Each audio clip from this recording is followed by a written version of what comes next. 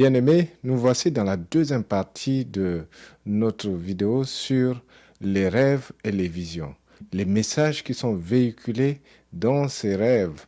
Et dans cette partie, nous allons voir que tu peux recevoir beaucoup de choses dans les rêves, de la direction à la guérison, à la délivrance. Il y a toutes ces choses que tu peux recevoir dans les rêves. Dieu n'est pas limité par le fait que nous soyons endormis pour nous donner des choses dans les rêves. L'ennemi utilise également les rêves pour t'attaquer. Nous allons voir ce que tu peux recevoir dans les rêves. Je suis Ian Beringa de Rock of Salvation, la chaîne qui vous apprend à prier efficacement contre les œuvres de l'ennemi afin de mener une vie chrétienne victorieuse en Jésus. Au point 1, c'est les rêves et les visions de direction. Dans les rêves ou les visions, tu peux recevoir une direction de la part du Seigneur, comment aller délivrer le message à un frère ou une sœur qui va être sauvé, qui va être touché par le Seigneur, ou bien comment aller prier pour que cette sœur ou ce frère puisse retrouver la santé. Et nous avons des exemples également dans la Bible où nous voyons des hommes et des femmes de Dieu qui ont reçu de la direction de la part du Seigneur étant dans le rêve ou dans une vision. Le premier exemple, c'est l'exemple d'Ananias. Paul allait à Damas pour persécuter les chrétiens et il a rencontré le Seigneur Jésus. Paul a eu à perdre la vue pendant 3 jours.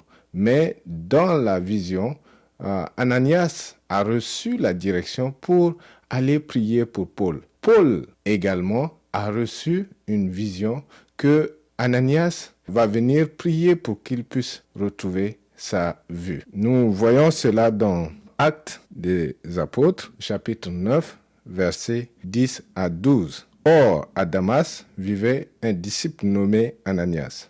Le Seigneur lui apparut dans une vision et lui dit, « Ananias, oui, Seigneur, répondit-il.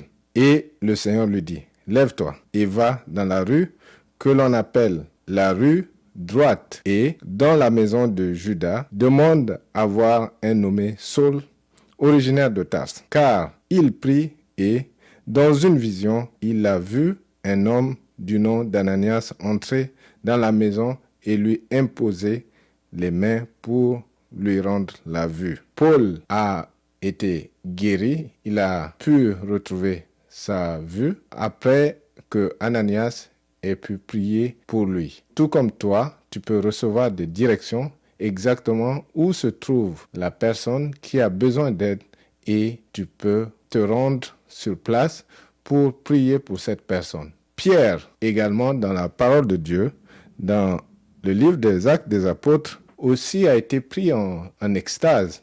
Et Pierre a pu aller apporter le message de l'évangile aux païens. Dans cet exemple, il a pu aller dans la maison d'un officier romain, le nommé Corneille. Et nous trouvons cela dans Actes 10, versets 17 à 20. Pierre était fort perplexe et se demandait ce que cette vision signifiait. Pendant ce temps, les hommes envoyés par Corneille s'étaient renseignés pour savoir où se trouvait la maison de Simon. Ils se présentèrent à la porte d'entrée. Ils appelèrent et demandèrent si c'était bien là que logeait Simon, surnommé Pierre. Comme Pierre en était toujours à réfléchir sur sa vision, l'Esprit lui dit, « Écoute, il y a 3 hommes qui te demandent. Va, descends et pars avec eux, sans hésiter, car c'est moi qui les ai envoyés. » Et la suite,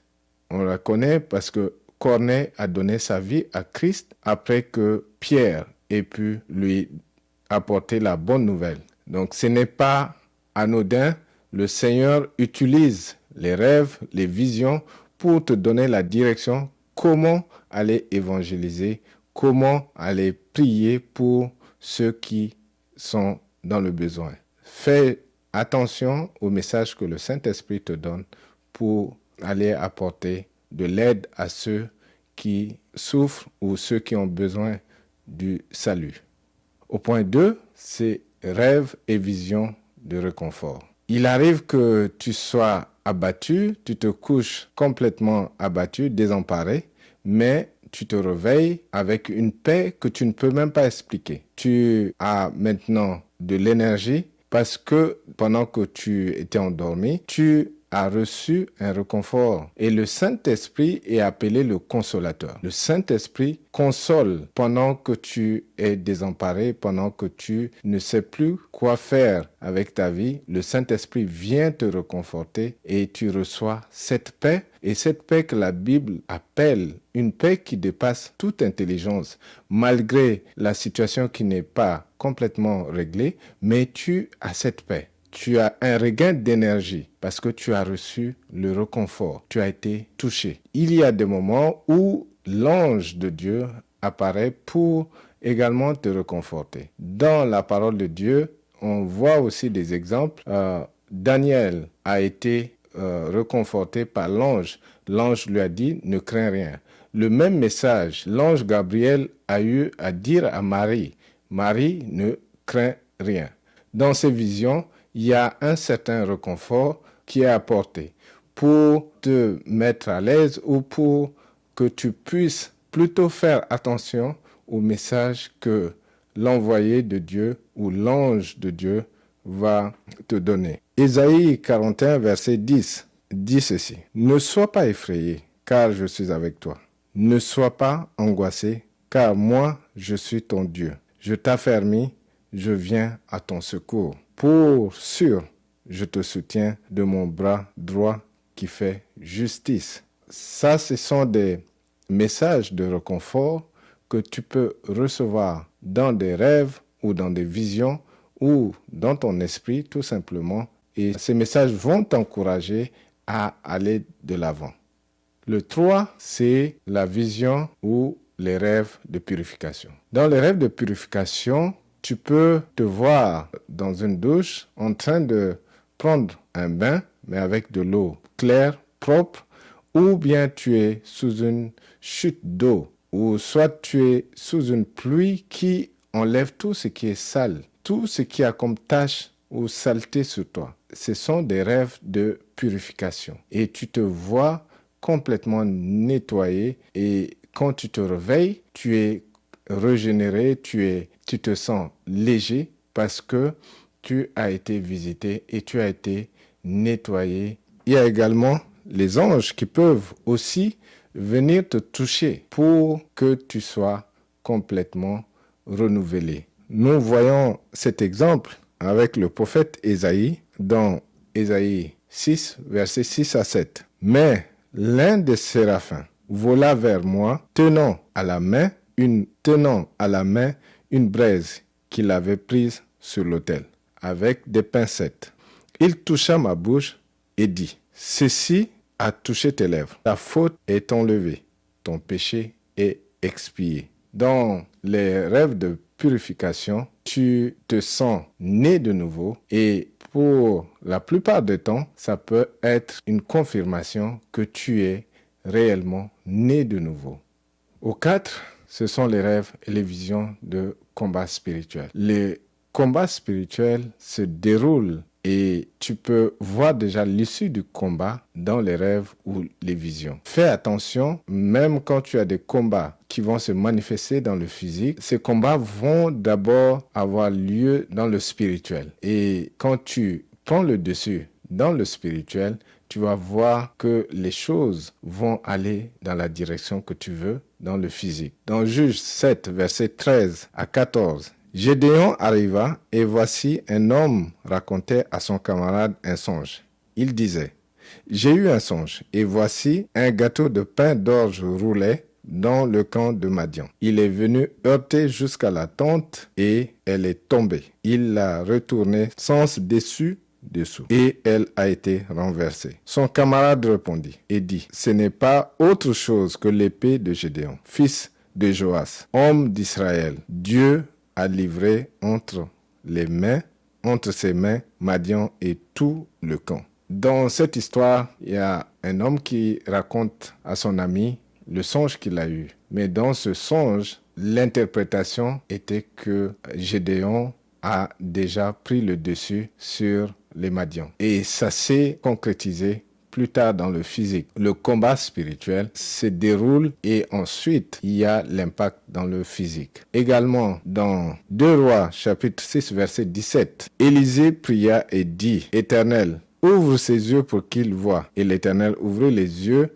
du serviteur qui vit la montagne pleine de chevaux et de chars de feu autour d'Élisée. Élisée et son serviteur étaient entourés d'une armée avec des chevaux et quand le serviteur a regardé dehors, il a vu qu'ils étaient complètement entourés et pour lui, ils sont perdus. Il n'y a plus d'issue, mais Élisée était tranquille parce que il voyait déjà dans le spirituel, il voyait les anges de Dieu qui les entouraient. Et quand il a prié pour que son serviteur ait cette vision, directement, il a vu une multitude d'armées d'anges qui étaient en train de s'apprêter à les défendre. Et c'est ce qui les a rassurés. Dieu peut ouvrir tes yeux pour que tu vois les anges qui t'entourent, ceux qui combattent à tes côtés. Et ce sont des rêves de combat spirituel qui te boostent, qui t'amènent encore à prier davantage pour remporter de plus en plus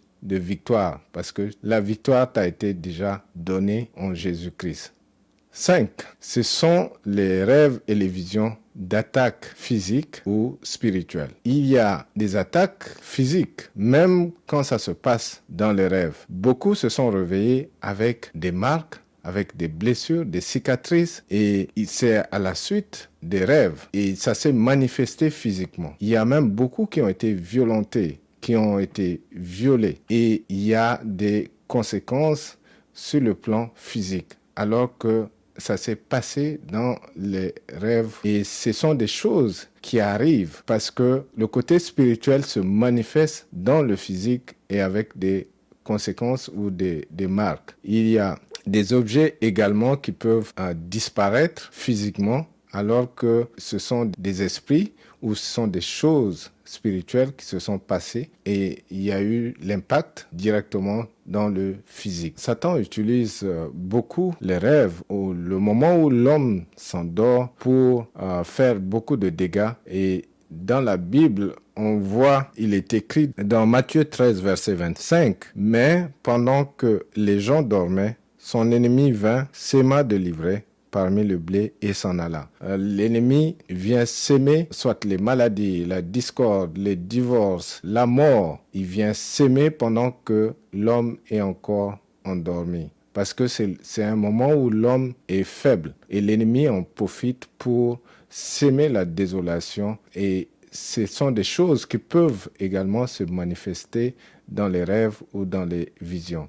Certaines personnes ont eu à voir des animaux les poursuivre ou des hommes ou bien des gens qui cherchent à soit les abattre avec des armes blanches ou les armes à feu. Et quand ils se réveillent, ils sont en sueur, ils sont fatigués. Et ça, ce sont des choses qui se passent, des attaques qui se passent dans le spirituel, mais on peut également subir des conséquences dans le physique. Voilà pourquoi il faut être alerte et prier contre ces choses qui se passent et ne pas dire ce sont juste des rêves parce qu'il y a des conséquences qui se manifestent dans le physique. Il faut prendre le dessus directement quand tu vois ces choses. Et le 6, ce sont les rêves ou les visions révélateurs des conditions spirituelles. Il y a des conditions spirituelles. Si tu te vois sale, si tu te vois en train de mendier ou abandonné. Ça, ce sont des conditions spirituelles. Certains se voient également nus. Et cela veut dire qu'il faut prendre le temps de prier pour être purifié. Parce que l'âme est souillée. Donc voilà pourquoi tu te vois dans ces conditions-là. Et ce sont des rêves qui sont là pour t'aider à prier.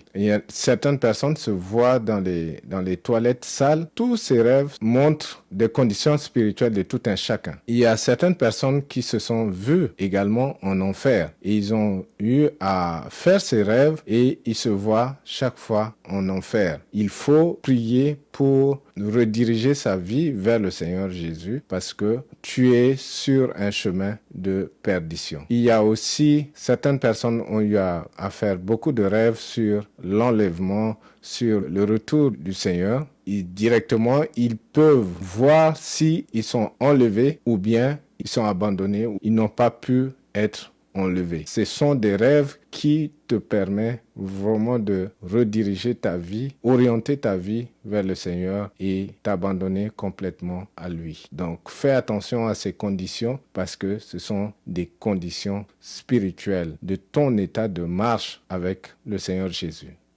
Et le 7, c'est le rêve ou des visions de délivrance. Il arrive que tu reçoives la délivrance dans les rêves ou dans les visions. Soit quelqu'un vient prier pour que tu sois complètement délivré des esprits qui t'oppressent et qui te bloquent, et tu peux voir dans le songe un frère, un homme de Dieu, une femme de Dieu ou les anges qui viennent pour te permettre d'être complètement délivré. Il peut arriver que tu te vois en prison ou menotté, ligoté, et quand les anges de Dieu ou quand les frères et sœurs interviennent dans les rêves, dans ces rêves, ils arrivent à couper les liens, les choses qui te retenaient captif. Et tu es libéré parce que le Seigneur est intervenu pour te permettre de te dégager de là. Et ça, ce sont des rêves où tu vas voir directement l'impact parce que tu te retrouves complètement libre et tu sauras que tu as été délivré. Il y a des moments où tu vas avoir des manifestations physiques, que les esprits te quittent. Quelquefois, tu verras les esprits ou les démons en train de te quitter directement. Il peut arriver que tu sentes physiquement pendant que les démons sont en train de partir. Donc, ce sont des choses qui se passent dans les rêves, mais tu sentiras physiquement comment ces démons sont en train de partir, comment tu es en train d'obtenir ta délivrance. Ça se passe réellement. Il y a aussi certaines personnes qui sont appelées à prier pour que les autres soient délivrés. Ceux-là vont également se voir en train de prier pour des gens qu'ils connaissent ou bien ce sont complètement des gens inconnus dans leurs rêves et ils vont intervenir pour que les gens soient libérés. Il peut aussi arriver qu'ils voyagent, qu'ils soient dans d'autres pays en train de prier. Ils se voient en train de prier pour des gens, pour des multitudes, ou bien prier pour une ou deux personnes. Mais ce sont des rêves qui montrent qu'il y a une certaine onction pour prier pour que les gens soient complètement libérés et qu'ils ne soient plus captifs de l'ennemi. Donc, fais attention si tu as un appel, si tu as reçu un appel pour prier pour les gens, pour que ceux qui sont captifs soient libérés. N'hésite pas, prie pour les gens qui sont autour de toi et le Seigneur va t'utiliser de plus en plus.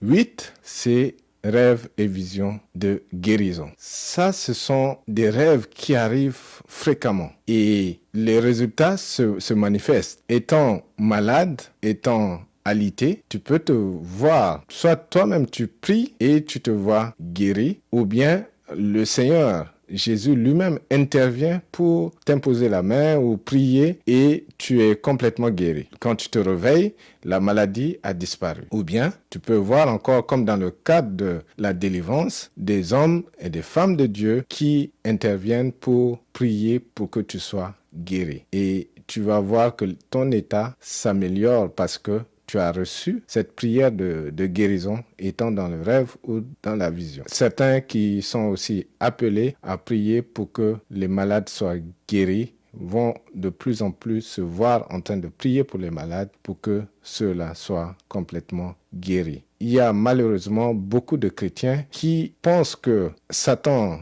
et ses agents sont capables de donner des maladies dans des rêves. Étant dans le spirituel, ces maladies se manifestent physiquement. Mais ils ne croient pas que Dieu peut utiliser également des hommes et des femmes de Dieu, ses enfants, pour venir prier pour que ceux qui sont malades puissent retrouver leur santé. Alors que la parole de Dieu dit que rien n'est impossible à Dieu. Donc pourquoi croire que Satan est capable d'infliger les maladies, mais ne pas croire que Dieu est capable d'utiliser ses enfants pour prier pour que tu retrouves ta santé. Ce sont des choses, Dieu utilise beaucoup ce canal de songes, des visions pour donner la santé ou pour que ceux qui sont malades puissent retrouver leur santé. Et ça arrive fréquemment, il faut juste faire attention et pouvoir recevoir cette guérison que le Seigneur envoie.